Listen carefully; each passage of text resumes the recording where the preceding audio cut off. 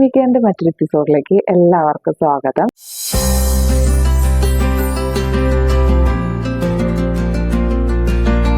നമ്മുടെ ചാനലിൽ നമ്മൾ കൂടുതലായിട്ട് ഉൾപ്പെടുത്തിയിരിക്കുന്നത് pregnancy, pre pregnancy, post pregnancy, new born care, പിന്നെ വുമൻസിന്റെ ഹെൽത്ത് ആൻഡ് ബ്യൂട്ടീനെ പറ്റി റിലേറ്റഡ് ആയിട്ടുള്ള വീഡിയോസ് ആണ് നമ്മുടെ ചാനലിൽ നമ്മൾ ഉൾപ്പെടുത്തിയിരിക്കുന്നത്. അപ്പൊ നമ്മുടെ ചാനൽ ആദ്യമായിട്ടാണ് കാണുന്നതെങ്കിൽ ഒന്ന് സബ്സ്ക്രൈബ് ചെയ്യാനും സപ്പോർട്ട് ചെയ്യാനും മറക്കരുത്. അപ്പൊ നമ്മുടെ വീഡിയോയിലേക്ക് കിടക്കാം. ഇന്ന് വീഡിയോ ചെയ്യാനുള്ള കാരണം, എൻ്റെ ഫ്രണ്ട് അവൾക്ക് പീരീഡ്സ് മിസ്സായി കഴിഞ്ഞപ്പോൾ ടെൻഷനാണ്. പ്രഗ്നന്റ് ആണോ അല്ലയോ, ഞാൻ ടെസ്റ്റ് ചെയ്യണോ വേണ്ടയോ എന്നുള്ളത്. അപ്പൊ നമുക്ക് ചില സിംറ്റംസ് കണ്ടിട്ടുണ്ടെങ്കിൽ നമുക്ക് മനസ്സിലാക്കാനായിട്ട് പറ്റും നമ്മുടെ ബോഡിയിലുള്ള ചേഞ്ചസ് അത് എങ്ങനെയാണ്.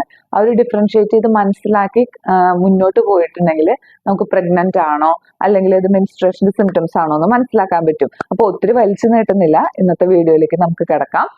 അപ്പോൾ പ്രഗ്നൻസിയിൽ ഉണ്ടാവുന്ന കുറച്ച് സിംറ്റംസും മെൻസ്ട്രേഷന് മുമ്പ് ഉണ്ടാവുന്ന കുറച്ച് സിംറ്റംസും ഏകദേശം ഒരു സിമിലാരിറ്റീസ് ഉണ്ട്, പക്ഷെ എന്നാൽ ഒത്തിരി ഡിഫറൻസും ഉണ്ട്. അത് നമുക്ക് എന്താണെന്ന് നോക്കാം. ആദ്യമായിട്ട് പെയിൻ എടുക്കാം. അതായത് മെൻസ്ട്രേഷന്റെ സമയത്ത്, അതായത് മെൻസ്ട്രേഷന് തൊട്ട് മുമ്പായിട്ട് നമുക്ക് പെയിൻ ഉണ്ടായിരിക്കും. ആ പെയിൻ എങ്ങനെയാണ് വരിക? അടിവയറ്റിലാണ് ഉണ്ടാവുക. മെയിൻ ആയിട്ട് ഒരു ക്രാമ്പിങ്, നല്ല സിവിയർ ആയിട്ടുള്ള ക്രാമ്പിങ് പെയിൻ ആയിരിക്കും ഉണ്ടായിരിക്കുക. അതൊരു ചിലപ്പോൾ 1 ഡേ ഫുള്ള് നിൽക്കും. ചിലവർക്കാണെന്നുണ്ടെങ്കിൽ ഒരു 2 ഡേയ്സ് ബിഫോർ തന്നെ ചെറിയൊരു പെയിൻ ആയിട്ട് സ്റ്റാർട്ട് ചെയ്യും. പ്രഗ്നൻസിയിൽ എടുക്കുമ്പോൾ ഒരു കുളത്തിപ്പിടുത്തം പോലെയാണ് ആ പെയിൻ അവർക്ക് അനുഭവപ്പെടുക. ചിലവർക്ക് അത് ഇടതുനിന്നായിരിക്കാം, ചിലവർക്ക് വലതു ഭാഗത്തായിരിക്കാം, ചിലവർക്ക് ഈ പെയിൻ ഉണ്ടാവത്തേയില്ല. ഇതാണ് പെയിന്റെ ഡിഫറൻസ്. അടുത്തത് നമ്മൾ ബ്ലീഡിങ് നോക്കുക. മെൻസ്ട്രേഷനിലാണെന്നുണ്ടെങ്കിൽ ഹെവി ബ്ലീഡിങ് ആയിരിക്കും. സ്റ്റാർട്ടിങ് ഒരു ബ്രൗൺ കളറിലായിരിക്കും ബ്ലീഡിങ് സ്റ്റാർട്ട് ചെയ്യണത്. അതൊരു 2 to 3 ഡേയ്സ് വരെ നിൽക്കും. പക്ഷേ ഈ പ്രഗ്നൻസിയിലാണെന്നുണ്ടെങ്കിൽ സ്പോട്ടിങ് പോലെ അത് കാണുള്ളൂ. സ്പോട്ടിങ് പോലെയാണ് കാണപ്പെടുന്നത്. കാരണം ഇംപ്ലാന്റേഷൻ നടക്കുമ്പോഴാണ് ഈ സ്പോട്ടിങ് ഉണ്ടാവണത്. അതൊരു പിങ്ക് കളറിൽ, പിങ്ക് ടു റെഡ്, മൈൽഡ് ആയിട്ടുള്ള സ്പോട്ടിങ് രീതിയിലാണ് കാണപ്പെടുക. അത് 1 or 2 ദിവസം, അത് ഒത്തിരി ഹെവി ബ്ലീഡിങ് ഒന്നല്ല കേട്ടോ, ചെറിയൊരു സ്പോട്ടിങ് മാത്രമായിട്ടാണ് കാണപ്പെടുക. അപ്പൊ ഇതാണ് ബ്ലീഡിങ്ങിന്റെ വ്യത്യാസം ഇതിൽ രണ്ടിലും വരുന്നത്. അടുത്തത് ബ്രസ്റ്റിന്റെ ചേഞ്ചസ് എടുക്കുകയാണെന്നുണ്ടെങ്കിൽ, അതായത് മെൻസ്ട്രേഷന് മുമ്പാണെന്നുണ്ടെങ്കിൽ ബ്രസ്റ്റിന് ടെൻഡർനെസ് ആണ് ഫീൽ ചെയ്യുക. അതായത് ബ്രസ്റ്റ് തൊടുമ്പോൾ നമുക്ക് പെയിൻ അനുഭവപ്പെടും. പിന്നെ പ്രഗ്നൻസിയുടെ കാര്യം എടുക്കുകയാണെന്നുണ്ടെങ്കിൽ ബ്രസ്റ്റ് എൻലാർജ് ആവും, കുറച്ചും കൂടി പെയിൻ ഉണ്ടായിരിക്കും. അതുപോലെ തന്നെയാണ് നിപ്പിൾസിന്റെ ചുറ്റും ഒത്തിരി സെൻസിറ്റീവ് ആയിരിക്കും. അതിന്റെ ചുറ്റും കളർ ചേഞ്ച് ആവും. പിന്നെ അവിടുത്തെ ബ്ലഡ് വെസൽസ് ഒക്കെ ഒന്ന് വിസിബിൾ ആവാനായിട്ട് തുടങ്ങും. പിന്നെ ഇതാണ് ബ്രസ്റ്റിൽ വരുന്ന ചേഞ്ചസ്. അടുത്ത നമുക്ക് മൂഡ്സിൽ വരുന്ന ചേഞ്ചസ് നോക്കാം. മെൻസ്ട്രേഷന് മുമ്പാണെന്നുണ്ടെങ്കിൽ അവർക്ക് പെട്ടെന്ന് ദേഷ്യം വരും. അവർക്ക് ഒന്നിലും ഒരു കോൺസെൻട്രേഷൻ ഉണ്ടാവത്തില്ല.